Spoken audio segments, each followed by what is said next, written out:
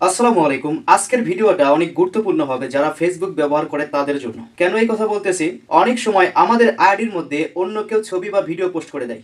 হ্যাঁ, এটা সম্ভব, কারণ এটার পারমিশন আপনি দিয়ে রেখেছেন। যদি অন্য কেউ আপনার আইডির মধ্যে যদি খারাপ একটা ভিডিও বা ছবি পোস্ট করে দেয়, তাহলে কিন্তু মানুষ আপনাকে খারাপ ভাববে, এটাই স্বাভাবিক। তো আজকে আমি দেখাবো কিভাবে এটা বন্ধ করবেন। যদি ভিডিওটা ভালো লেগে থাকে তাহলে অবশ্যই চ্যানেলটাকে সাবস্ক্রাইব করুন, অন্যকে শেয়ার করে দিন। চলুন শুরু করা যাক। প্রথমে ফেসবুকটাকে ওপেন করুন। ওপেন করার পরে এই রকম দেখাবে। এখান থেকে বাম দিকে দেখুন ওপরে থ্রি লাইন, এখানে টাচ করুন। টাচ করার পরে এই রকম দেখাবে। এখান থেকে নিচে আসুন, নিচে দেখুন লেখা আছে সেটিং, এখানে টাচ করুন।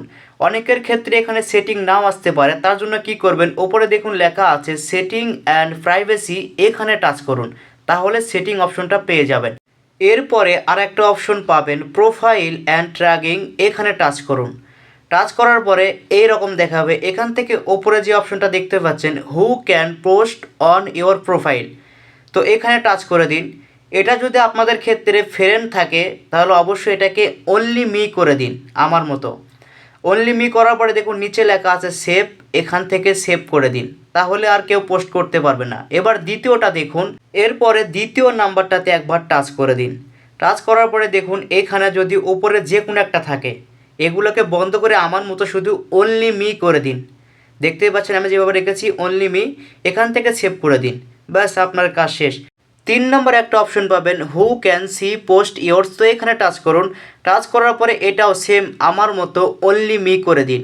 অনলি মি করার পরে দেখুন নিচে লেখা আছে সেভ, এই সেভ অপশনে একবার টাচ করে দিন। ব্যাস, এটা শেষ। এখন দেখুন নিচে দুইটা অপশন আছে, এই দুইটাকে আপনি অন করে দিন আমার মতো। এখন থেকে অন্য কোনো ব্যক্তি আপনার আইডির মধ্যে ছবি বা ভিডিও পোস্ট করতে পারবে না। যদি ভিডিওটা ভালো লেগে থাকে তাহলে অবশ্যই চ্যানেলটাকে সাবস্ক্রাইব করুন, অন্যকে শেয়ার করে দিন। ধন্যবাদ দেখার জন্য।